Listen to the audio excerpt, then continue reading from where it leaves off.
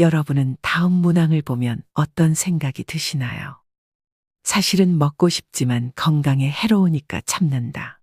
건강을 위해서 무리가 되더라도 운동한다. 효과가 느껴지지 않아도 건강을 위해 계속 약을 먹는다. 맞는 얘기 아니야 하고 생각되시나요? 어찌 보면 건강에 안 좋은 건 피하고 건강에 이로운 것을 꾸준히 하는 게 당연하다는 생각이 드는데요. 그런데 나이가 들수록 이게 사실이 아닐 수도 있다는 겁니다. 우리의 일반 상식과는 정말 많은 부분이 다른 이 얘기를 오늘 해보겠습니다. 젊은 시절은 변함이 없는데 노후만 길어졌습니다. 물론 100세 시대라고 해서 누구나 100세까지 살지는 않습니다. 현재 우리나라의 노인 평균 수명은 80세 초반에서 중반을 웃돌고 있는데 문제는 80세가 넘어가면서부터 급격한 변화가 몰려온다는 것입니다. 80세부터는 잦은 컨디션 난조에 팔에 힘이 빠져 물건조차 들지 못하며 심지어 리모컨조차 어디에 두었는지 기억나지 않습니다. 그리고 배우자나 가까운 사람의 죽음으로 하루아침에 고독과 절망에 사로잡히는 등 순식간에 생로병사의 거대한 벽이 거친 파도처럼 덮쳐올 것입니다. 그래서 뒤늦게 후회를 해보지만 80세부터의 우리 몸은 관리를 해도 좀처럼 회복이 되지 않습니다. 그래서 60대, 늦어도 70대부터 관리를 못하면 노년의 생활은 말 그대로 지옥이 될 수도 있습니다. 그렇다면 우리는 다가오는 60세 이후의 삶을 위해 무엇을 해야 할까요? 오늘은 적당히 잊어버려도 좋은 나이입니다라는 책을 바탕으로 노년의 질을 결정짓는 핵심 요인들을 알려드리려고 합니다.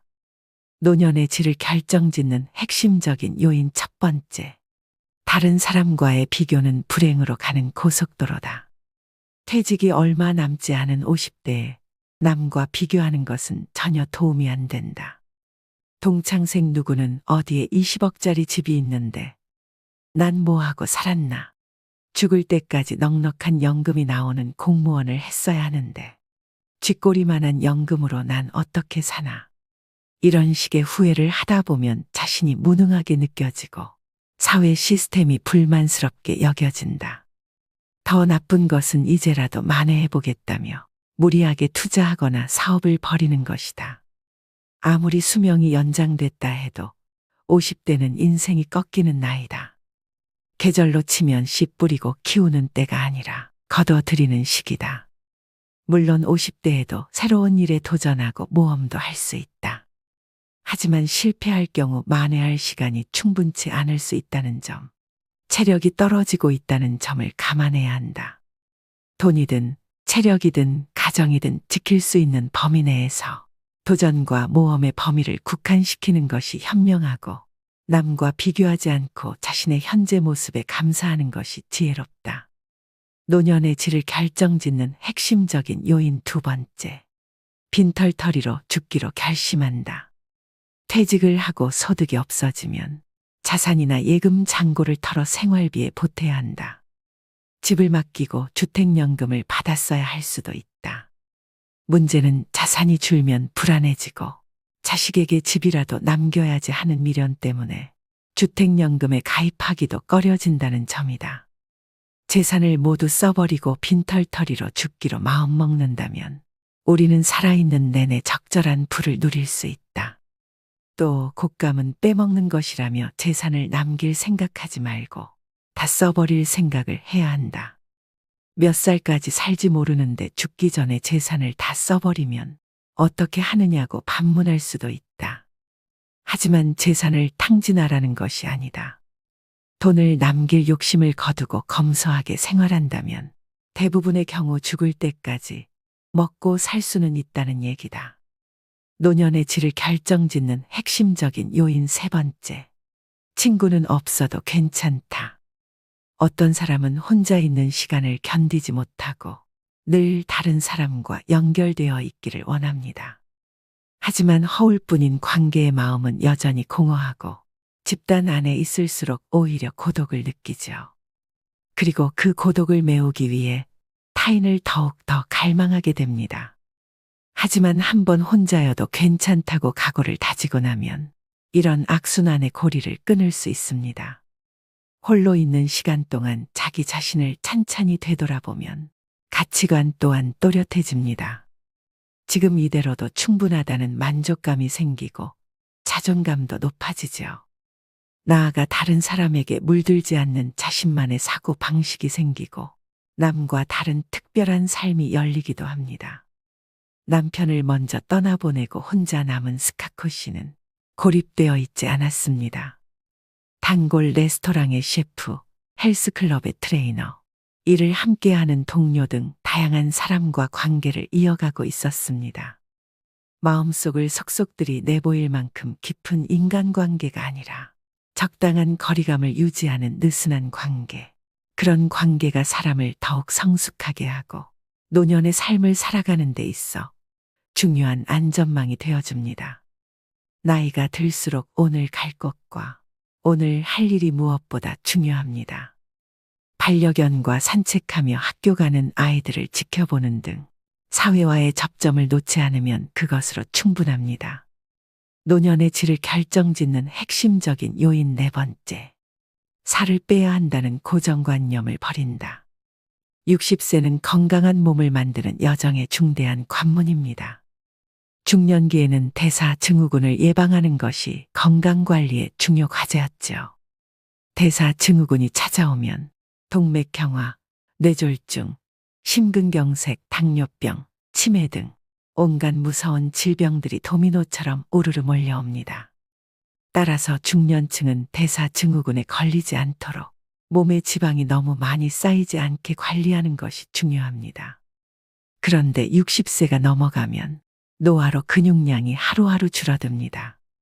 입이 짧아지는 경우도 있는데 그런 사람은 전체적으로 영양이 부족해지기도 하고 살이 빠져서 좋다고 태평하게 생각하다가는 70에서 80대의 근감소증에 걸리거나 전신의 기능이 저하되어 거동이 불편해지는 노쇠의 상태에 빠지기도 합니다. 이대로 가면 꼼짝없이 다른 사람의 돌봄이 필요한 상태로 이어지겠죠. 90대가 되어서도 직접 걸어서 가고 싶은 곳에 가고 맛있는 음식을 맛보려면 60세가 되었을 때 생각을 바꾸어야 합니다. 대사증후군에 대비해 살을 빼서 건강해져야겠다는 생각은 일단 잊어버리고 근육을 늘려 노쇠를 예방하겠다는 자세로 방향을 전환해야 하죠. 근육이 지나치게 감소한 상태인지 집에서 간단히 알아볼 수 있는 방법이 있습니다. 바로 핑거링 테스트입니다. 양손의 엄지손가락과 집게손가락으로 동그라미를 만들어서 종아리의 가장 두꺼운 부분을 감싸봅시다.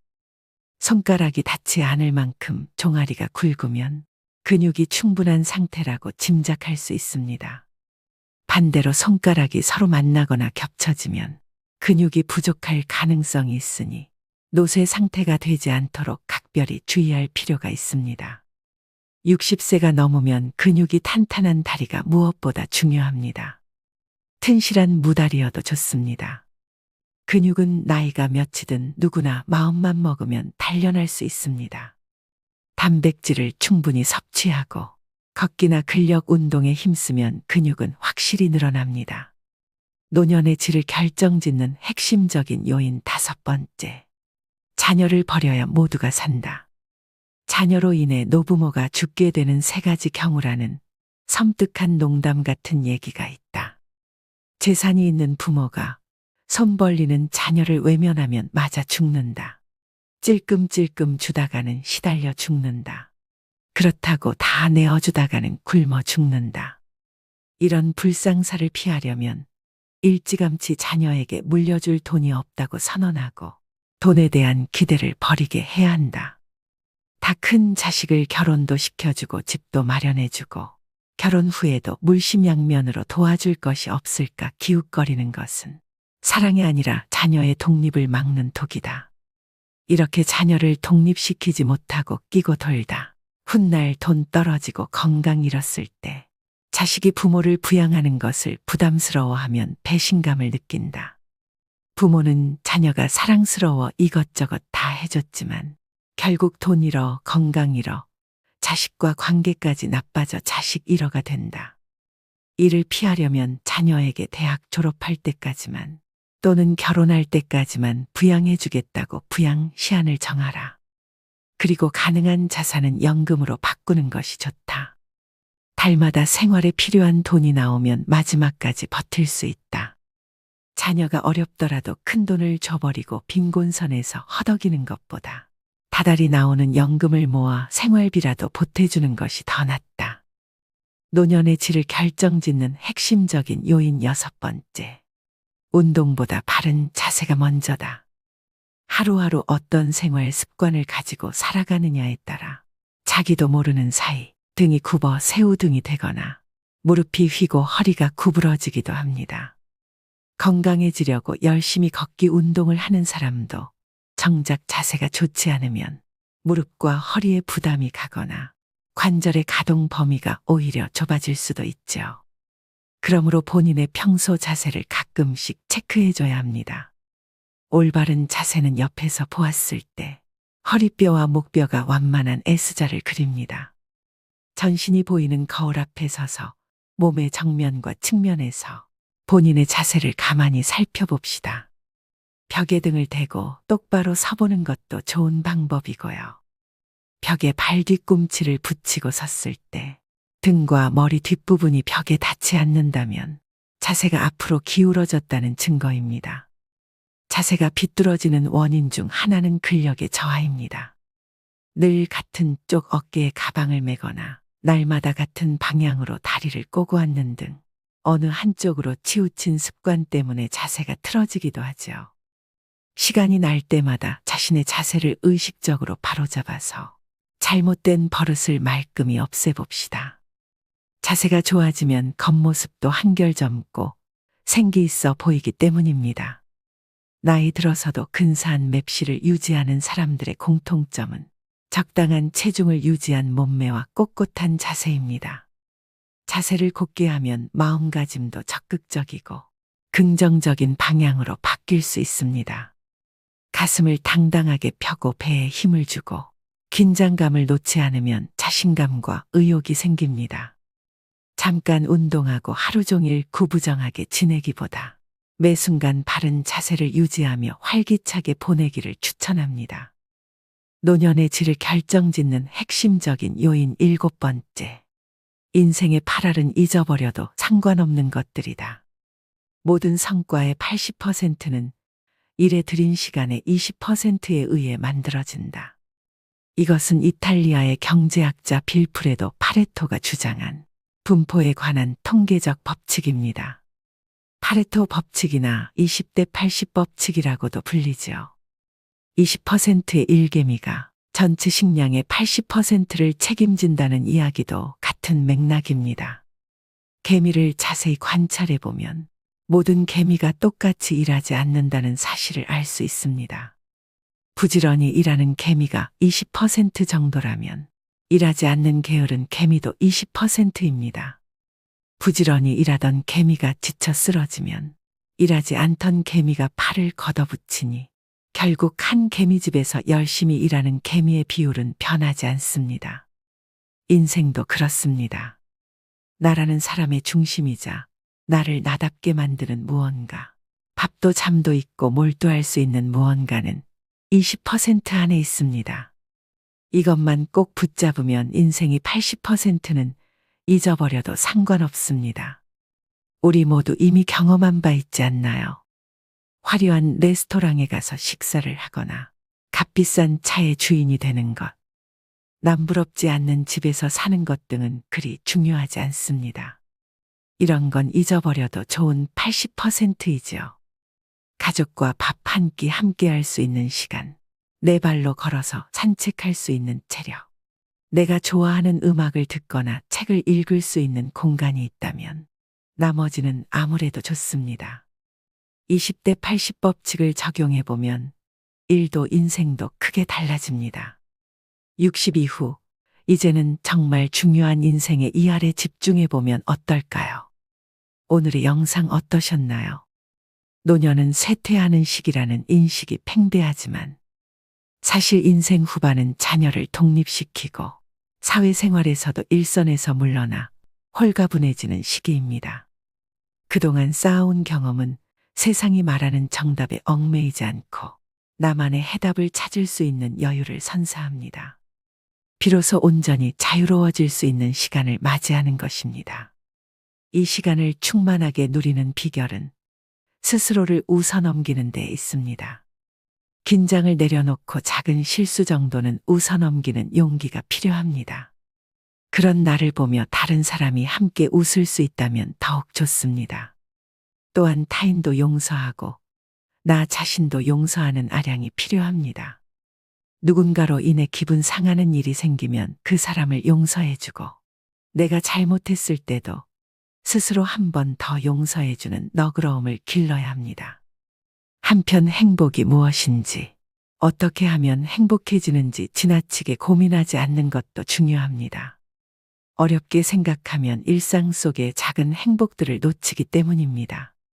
몸을 움직이면 자연히 심장 박동수가 높아지고 체온이 올라가며 행복 호르몬이라 불리는 세로토닌과 도파민, 성장 호르몬이 분비됩니다. 인터벌 걷기, 근력 운동 등 간단한 운동으로 행복을 쌓아가야 합니다. 만족스러운 노년을 준비하는 방법은 이처럼 단순하고 쉽습니다. 여유로운 태도로 삶의 군사를 과감히 덜어내고 허벅지 근육과 있는 힘 기르기에 집중한다면 누구나 행복한 노년을 맞이할 수 있을 것입니다. 사회적 평가에서도 자유로워져야 합니다. 성적, 출신 대학, 회사, 연봉 등으로 평가받던 시기는 이미 지나갔습니다. 최선을 다해 살아왔다면 그것으로 충분합니다. 외부의 평가나 수많은 고정관념들에 사로잡혀 있으면 본인만 괴로울 뿐입니다. 또한 더 이상 남자다울 필요도 여자다울 필요도 없습니다. 이제는 남녀를 뛰어넘어 본연의 내가 되는 시기입니다. 좋은 사람이 되려고 애쓸 필요도 없습니다. 남에게 좋은 사람이라는 말을 들으려는 노력을 그만두고 스스로에게 솔직하고 충실한 시간을 보내는 데 열중해야 합니다. 100세 시대, 인생의 절반을 넘긴 사람이라면 누구나 그동안 삶의 현장에서 고군분투해온 탓에 몸도 마음도 지쳐 있을 것입니다. 이제 살아가는 방식을 바꿔야 합니다. 세상의 기준, 타인의 평가, 불필요한 의무감과 인간관계는 모두 홀가분하게 잊어버리셔야 됩니다. 자신에게 정말 소중하고 본질적인 것에만 집중하는 지혜로 앞으로의 시간을 채워나가세요. 단단한 허벅지 근육, 그리고 중요하지 않은 것들을 가뿐히 있는 힘이 있다면 다가오는 인생 후반전은 온전히 자유로워질 수 있는 축복의 시간입니다. 마지막으로 좋은 글 읽어드리며 오늘의 영상 마무리하겠습니다. 인생을 행복하게 하는 10가지. 첫 번째, 상쾌한 기분으로 깨어나라. 아이러니하게도 깨어있을 때 행복하려면 잠자리에서 충분한 시간을 보내야 한다는 것을 명심해야 한다. 반드시 충분한 수면을 취하라. 두 번째, 사랑을 찾아라. 당신을 사랑하는 누군가를 곁에 두면 행복감을 되찾을 수 있다. 세 번째, 건강을 유지하라. 인체, 특히 두뇌는 신체적으로 건강할 때 제 기능을 가장 잘 발휘한다. 그저 왕성하게 활동하고 가장 마음에 드는 방법으로 운동하라. 네 번째, 목표를 가져라. 가장 기본적인 목표라도 일단 세우고 나면 그것을 달성하는 데 전념할 수 있을 것이다. 여러 작은 목표를 세우고 각각의 목표 달성에 힘쓰라. 다섯 번째, 보금자리를 꾸며라. 둥지는 안전하고 따뜻하고 보호를 받는다고 느낄 수 있는 곳이다. 집, 침실, 심지어 화장실이라도 긴장을 풀 수 있는 장소를 마련하라. 여섯 번째, 자신의 페이스를 지켜라. 때때로 지나치게 많은 일을 떠맡기 쉽다. 게으름을 옹호하는 것은 아니지만 너무 많은 부담을 지는 일은 가급적 피해야 한다. 일곱 번째, 대접할 계획을 세워라. 어떤 특정한 일을 달성할 때마다 보상으로 자신에게 한턱 내라. 스스로 자신에게 대접하는 법을 익혀서 당장 시작하도록 하라. 8번째, 선물을 주어라. 다른 사람들을 행복하게 하는 것은 자신이 행복해지는 가장 좋은 방법 중 하나이다. 아낌없이 주는 친구가 되면 이자까지 돌아오게 된다. 9번째, 관대해져라. 다른 사람들의 걱정거리에 동정을 표하되 그들을 극진히 사랑하는 것이 아니라면 그들의 슬픔에 물들지 않도록 노력하라. 10번째, 놀아라. 우리는 아이의 길을 멈추는 순간 노는 것을 잊어버린다. 특히 배우자와의 놀이는 어떤 골칫거리도 잊게 하고 웃게 만들어준다. 세상의 참된 주인공은 당신입니다. 세상이 아무리 험악할지라도 진정 사랑을 거부하는 사람은 없습니다. 누구든 정말 자신을 사랑하는 사람이 있다는 것을 알면 그는 희망을 갖게 됩니다. 그리고 자신을 둘러싼 문제가 무엇이든 간에 이겨낼 힘을 얻습니다. 세상 모든 사람에게 필요한 것은 사랑입니다. 어려움을 만난 사람에게는 더욱 더 사랑이 필요하지요. 사람마다 자기가 좋아하는 유형이 있습니다. 키가 큰 사람, 말을 재미있게 하는 사람, 잘생긴 사람, 귀여운 사람, 터프한 사람, 돈 잘 쓰는 사람, 날씬한 사람, 통통한 사람 등 다양합니다. 그런데 이 다양한 사람들의 다양한 취향에도 불구하고 모든 사람들이 공통적으로 희망하는 유형이 있습니다. 마음이 넓은 사람과 사랑할 줄 아는 사람입니다. 대부분의 사람들은 좁고 작은 마음을 가지고 있습니다. 다른 사람을 사랑하지 못하면서 자신은 사랑받고 싶어 합니다. 때문에 그런 자신을 이해할 사람을 필요로 합니다. 그리고 자신의 마음을 넓히기보다 다른 사람의 마음이 넓기를 기대합니다. 그러나 우리가 사는 이 땅에는 넓은 마음을 가진 사람이 적습니다. 처음 만났을 땐 마음이 넓은 것 같지만 조금 지나면 그도 역시 우리만큼 밖에 안 되는 속 좁은 사람이라는 것을 알게 됩니다. 그러면 우리는 또 다시 마음 넓은 사람을 찾아갑니다. 세상에서 자신보다 넓은 마음을 가진 사람을 만난다는 것은 쉽지 않은 일입니다. 하늘에서 떨어지는 번개를 맞는 것보다 넓은 사람을 만나는 것이 더 어렵습니다. 사랑할 줄 아는 사람, 그는 바보를 천재로 만들 수 있는 사람이고 고장난 세상을 고치는 기술자입니다. 우리가 남들보다 조금 더 사랑할 줄 안다면 우리는 모든 곳에서 환영받는 주인공이 될 수 있습니다. 사랑받는 사람이 아니라 사랑을 주는 사람이 세상의 참된 주인공입니다. 오늘도 노후의 지혜와 함께 해주셔서 감사드립니다. 황금빛으로 무르익어가는 여러분의 지혜로운 인생을 언제나 응원합니다.